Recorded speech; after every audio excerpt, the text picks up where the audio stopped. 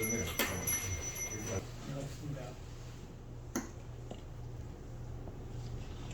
제목을 자본주의 이후 인류의 더 나은 미래를 위한 대안 통일주의 이렇게 적었습니다.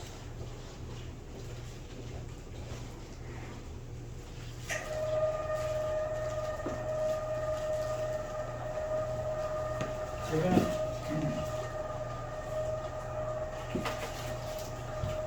새천년이 되기 전에 마이크가 왜 안 들려? 마이크요? 서구에서는 엘빈 토플러가 제3의 물결이라고 하는 그런 주장을 펼쳐가지고 한때 크게 유행을 했는데, 근데 2000년을 맞으면서 소위 새천년이라 해가지고 새로운 천년이 되면 그 새천년을 이끌어갈 수 있는 새로운 어떤 사상, 체계가 필요할 거 아니냐.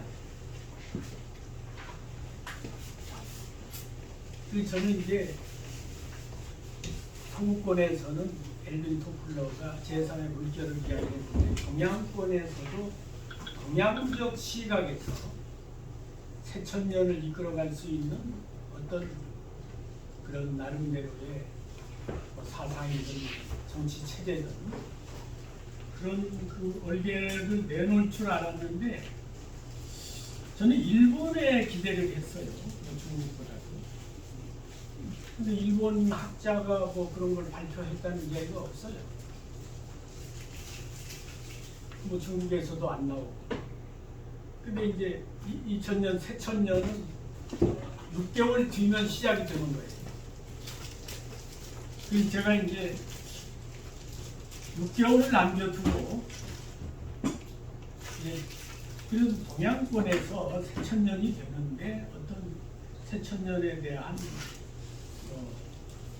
사상적인 그런 새로운 것을 나름대로 제시할 필요가 있지 않느냐.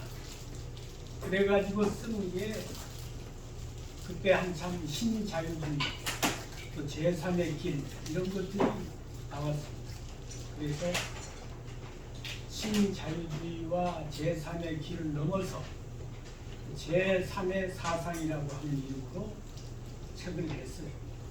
그러니까 뭐 6개월 남겨두고 쓴 거니까 아주 부랴부랴 쓴 것이죠. 그래도 그때 포렉스에서 왜 해마다 그 도서 전시회를 하지 않습니까? 그 이제 2000년, 새천년에 하는데 그 유리박스 안에다가 엘빈 토플러 책하고 제 책하고 두 개를 딱 전시를 하더라고요. 왜냐하면 동양권에는 뭐 누가 한 사람이 없으니까. 근데 이제 벌써 25년이니까 25년, 새천년도 이제 25년이 지금 흘렀습니다. Line in. 근데 제가 그때 제3의 사상이라고 했지만, 제가 그때 제시한 것은 제3의 사상으로서 중용주의를 제시했거든요. 중용. 이 사회가 지금 이렇게 양극으로 치우쳐 있는데 동양의 중용주의로 가야 된다.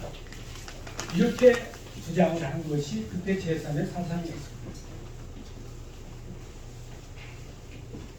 그리고 이제 앞에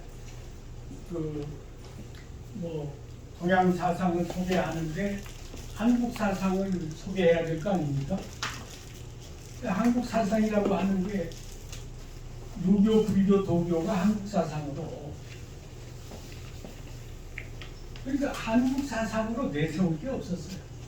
유교, 불교, 도교가 마치 한국 사상인 것처럼 소개를 했습니다.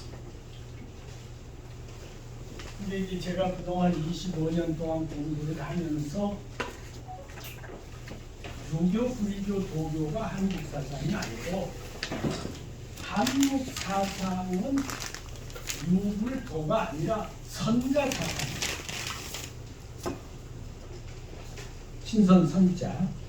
그러니까 유가, 도가, 불가, 선가가 있는 겁니다. 근데 그동안 이 동양 사상을 이야기하는 사람들이 도가와 선가를 착각했어요. 그래서 동양 사상 그러면 유불선, 유불도 이렇게 해가지고 선가와 도가를 같은 걸로 봤는데 도가와 선가는 다릅니다.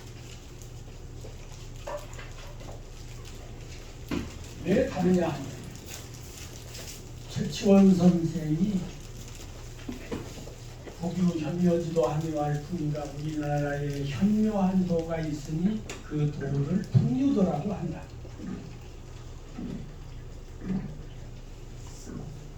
근데 그 풍류도가 포괄 삼교, 삼교를 포함했다 이거예요. 근데 접화 군생, 삼교를 포함해가지고 여러 그 중생을 상대로 교화를 펼치는데 그 풍류도에 대한 구체적인 그 설립 창립 내용이 선사에 실려있다. 그게 되거든요. 신선선자 역사사자. 선사라는 책에 그 내용이 실려있다 이거예요. 그러니까 유불도유에 선이라고 하는 이 선가 사상이 있었습니다. 그러니까 유가, 불가, 도가의 뿌리로서 선가 사상이 있으니까 삼교를 포함한다고 한 거 아니에요. 선을 삼교에 포함시켜버리면 뭐 주체가 있어야 삼교를 포함할 거 아닙니까? 그리고 분명히 그 유가, 불가, 도가, 그러니까 유교의 역사, 불교의 역사, 가령 삼국유사는 불교의 역사입니다. 그리고 제왕문기라고 하는 건 고려 때 유교 학자가 쓴 역사책이에요. 그러니까 이 유교, 불교, 도교 역사 이외에 선가의 역사책이 있었던 겁니다. 그러면 우리나라에 실제 이 선이라고 하는 그런 게 있었느냐? 선맥이, 학맥이 있었느냐? 가령 삼국사기에 보면은 평양은 선인 왕검지택이라고 했거든요. 평양은 선인 왕검에 거주하는 곳이다. 그러니까 유교의 최고의 인물은 성인이라 하지 않습니까? 성인. 근데 우리 이 전통 사상에서는 최고의 인물을 성인이라 하지 않고 선인이라 했던 거예요. 그럼 그 선인이 누구냐? 바로 단군, 환웅 이런 분들을 선인이라 했던 거예요. 그러니까 최치원이 선사가 있다고 했는데 그 선사는 선인들에 대한 기록인데 그 선인이 누구냐? 바로 단군 왕검이 선인이다 이거예요.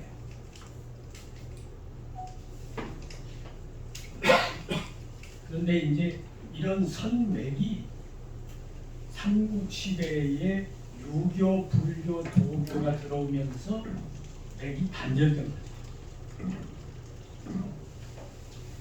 그러니까 최치원 이전까지만 해도 최치원은 선사를 봤으니까 거기에 선사가 있다고 했을 거 아닙니까? 우리나라에 선사라는 책이 있다. 그 책에 유불도 삼교가 이 전부 이 선가가 유불도 삼가를 포함하고 있다 이렇게 얘기했다. 그러니까 이 유불도 삼교를 포함한 그 뿌리로서 선가 사상이 있다고 하는 것은 제가 하는 이야기가 아니고 최치원이 한 이야기입니다. 그래서 저도 이제 20년 전에는 유교, 불교, 도교가 한국 사상이라고 생각했는데 그게 아니고 선가라고 하는 이 사상이 한국 사상이고 이 사상이 유교, 불교, 도교의 뿌리다. 왜냐하면 유교, 불교, 도교라고 하는 것은 2500년 전에 탄생한 거 아닙니까? 그런데 지금 단군을 선인이라 하면 단군은 4000년 전의 일이에요. 그러면 유교, 불교, 도교가 선가의 뿌리가 될 수 없죠. 이게 뿌리인 거지. 그러니까 이게 선가가 유물도를 포함한다고 말할 수 있는 거죠. 그래서 이제 이 책에서는 자본주의, 사회주의, 홍익주의 이렇게 표현했지만 안에 이 한국의 선가 사상이 어떻게 유교, 불교, 도교의 원류로서, 치원으로서, 뿌리로서 그 유교와 불교와 도교가 한국 사상을 바탕으로 탄생했는가 하는 것을 여기서 설명을 했습니다. 그러니까 한국 사상이 그동안에는 이 중국 사상, 불교 사상 이런 거에 아류라고 생각해 왔는데 우리가 본류다. 여기서 유교, 불교, 도교가 다 나갔다고 하는 것을 이제 자료를 가지고 설명을 해줬습니다. 그리고 이제 이 한국 사상이 역사적으로 각 시대마다 어떻게 똑같은 형태로 사상이 나오는 건 아니고 시대마다 옷은 바꿔 입지만 그 내용은 그 골격은 같은 골격으로서 내려왔다. 그래서 한국 철학의 그 중심 사상이 역사적으로 어떻게 흘러왔는가 그런 점을 다뤘습니다. 그러면 한국 사상, 한국 정신이라고 하는 건 한마디로 말하면 뭐냐?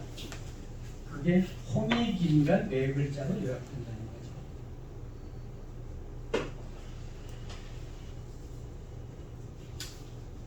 이제 홍익인간 네 글자로 요약이 되는데, 그럼 이 홍익인간에서 유교도 나오고 불교도 나오고 도교도 나왔다는 얘기냐? 그거 설명할 수 있어야 되잖아요.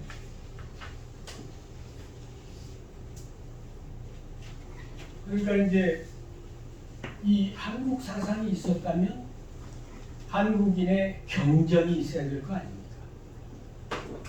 4000년 역사를 내려왔다고 하면서 우리 민족의 고전이 없다고 하는 것은 말이 안 되는 얘기예요. 그래서 이제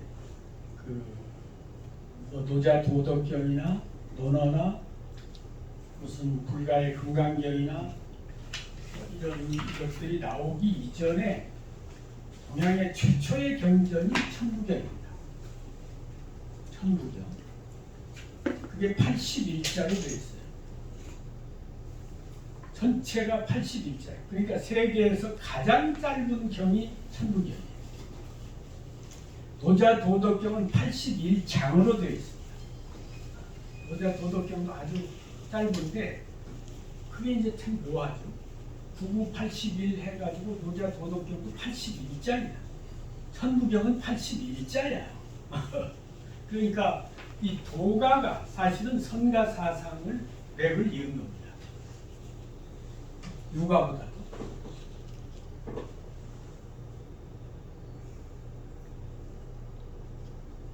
그래서 이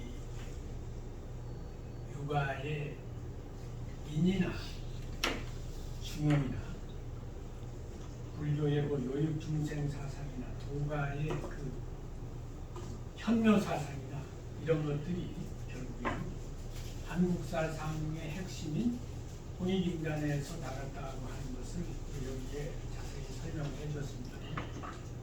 예를 들어서 홍익인간이란 말이 이 이 우리 한국 사상의 특징은 널리 사랑하라 그러지 않았어요. 응? 동서 종교 사상이 널리 사랑하라고 그러잖아요. 근데 우리 사상은 이익을 함께 나누라, 이익을 공유해라 그랬던 거예요. 홍이익이니까 이익을 이야기해요. 사랑을 이야기합니다. 그런데 이익만 이야기하지 않고 그 이익을 나누라고 이야기한 건 나누면 그 사랑 아닙니까? 그러니까 그 사랑은 도덕이야. 이익은 경제예요. 경제와 도덕 본질을 다 가지고 있는 게 홍익입니다. 그러니까 그 홍익인간의 홍에서 유교의 인이 나온 거예요. 유교의 인이 나왔다는 말도 어폐가 있습니다. 왜냐하면 공자가 인이라는 말을 창조한 건 아니에요. 공자가 인을 강조했을 뿐이에요. 공자 이전에 이미 인이 있었어요. 왜냐하면 산해경이나 이런 책은 4,000년 전의 책이거든. 문호는 2,500년 전의 책이지. 근데 거기 산해경이나 이런데 이 동방의 분자국인데 분자국 사람들은 인을 좋아한다. 이런 얘기 나오거든. 그러니까 분자에 대한 이야기도 이미 산해경에 나오고 인에 대한 이야기도 산해경에 나오는데 그게 다 우리 고조선 사람들의 얘기예요. 우리 고조선을 분자국이라고 그랬단 말이에요. 그러니까 그 분자가 공자가 생각하는 인간의 모델이고 공자가 중심으로 제창한 게 인인데 그게 다 고조선의 사상이고 그것을 대자로 표현하면 홍익인간이야. 한자로 표현하면 어질인자구나. 근데 어질인은 공자가 이야기하기 전에 이미 4,000년 전에 우리 고전 속에서 얘기를 했다. 근데 그것을 춘추시대에 공자가 들고 나온 거지. 야, 이 인이라 해야 된다. 분자라 해야 된다. 그러니까 인, 분자 이런 것이 논어의 핵심 사상으로 나와 있지만 그 원뿌리는 동이족이고 그 동이족의 고조선의 사상이었단 말이에요.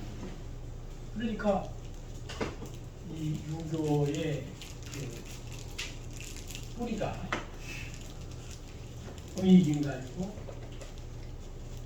이 어질다고 하는 것이 일본 사람들은 종합 미덕이라고 그랬는데 네 글자로 말하면 널리 인간을 사랑하는 것이고 한 글자로 말하면 어질인자죠. 그러니까 근데 이는 공자가 창조한 것도 아니고 제창한 것인데 이미 4,000년 전에 기록에도 나오고 그게 분자국으로서 도조선에서 강조했던 거란 말이에요. 그러면 유교 사상이 결국에는 우리 한국 사상에서 나왔다고 하는 것이 논리적으로 설명이 되잖아요. 그러니까 이 책에서 그런 것을 자료를 바탕으로 다 설명을 했습니다. 그리고 불교는 이제 뭐 참선이니 이런 중도니 이런 것을 강조하지만 그것은 부처님이 돌아가신 500년 뒤에 용수보살이 있습니다. 그 용수보살 시기에 와서 강조한 거고 원시불교, 부처님이 강조한 원시불교는 요익중생사상이에요. 자비사상이에요. 자비. 자비라는 게 뭐야? 중생을 이롭게 하라는 거예요. 중생을 풍요롭고 이롭게 하라는 거예요. 요익중생. 부처님의 원래 사상은 요익중생 사상이에요. 결계, 홍익 사상이에요. 이롭게 하라는 거예요, 중생을. 자비가 결국엔 그 중생을 고통에서 건져주고 행복하게 해주는 게 그게 이롭게 해주라는 거거든요. 그러니까 불교의 자비 사상도 결국에는 홍익인간에서 나갑니다. 그리고 이제 도가에서는 그 부가의 어질인자, 불교의 자비 사상, 도가의 핵심 사상은 거무현자입니다. 노자의 첫 장에 현묘기도를 이야기해요. 현지무현이 중요합니다. 거무현자. 그건 거물 흑자하고는 다릅니다. 천지 현황의 현은 이 거물 흑자하고는 다릅니다. 현저하다는 뜻입니다. 그런데 처치원이 우리 아까 풍류도를 말할 때 현묘지도라고 했거든요. 그러니까 선사에 나오는 그 우리 고유한 선가사상이 현묘지도라는 거예요. 그러니까 그 도가는 바로 우리 그 선가사상의 현묘사상을 바로 계승한 겁니다. 그러니까 도가에서 강조하는 현이 도가가 창조한 게 아니고 우리 풍류도가 이 선가사상이 4,000년 전부터 창조돼서 내려왔는데 거기에서 현을 강조한 게 도가사상이에요. 근데 어쨌든 이 도가가 선가하고 가장 가깝죠. 그래서 그러니까 제가 25년 전에 제3의 사상이라고 쓴 거는 유교, 불교, 도교, 중국 사상을 가지고 한국 사상이라고 설명했는데 이번에는 한국 사상이라고 하는 이 선가 사상이 있고 유교, 불교, 도교가 다 거기서 나간 것이다. 그 점을 설명했으니까 완전히 내용이 달라진 것이죠. 그리고 그때는 이제 그 새천년 21세기를 이끌어갈 새로운 사상으로서 중형주의를 이야기했는데 이번에 이제 홍익주의를 얘기합니다. 중형주의라고 하는 것은 이미 2500년 전에 유교에서 공자가 써먹은 거니까 새 것이 아니죠, 사실. 그렇잖아요? 중국에서 이미 써먹은 거죠. 공자가 먼저 제창한 거를 그냥 지금 중형주의를 내세운다는 공자의 아류로서 공자의 한 사람의 제자로서 신도로서 그걸 따라가는 거죠. 근데 홍익주의는 뭐 공자도 부처도 노자도 제시한 일이 없잖아요. 그러니까 이거는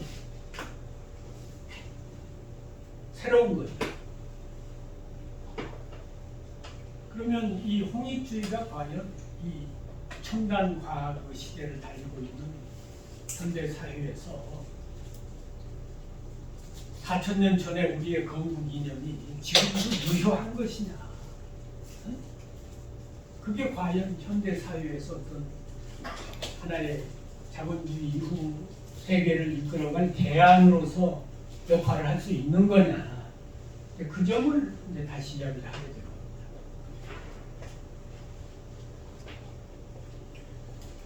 그러니까 이 홍익주의는 홍익인간주의의 줄임말인데 아까도 말씀드린 바와 같이 동서의 모든 사상이 널리 사랑하라는 건데 널리 사랑하라가 아니고 이익을 함께 나누라. 그러면 지금 자본주의는 인간의 사익을 중심으로 사익을 바탕으로 이론을 전개한 그런 정치 체제입니다. 사회주의는 인간이 사익을 중심으로 하다 보면 이제 그게 개인주의로 흐르고 황금만능주의로 흐르고 부익부 빈익빈이 되고 환경 파괴가 되고 이게 문제가 생기니까 그것의 대안으로서 마르크스가 나와가지고 사회주의를 제시했단 말이에요.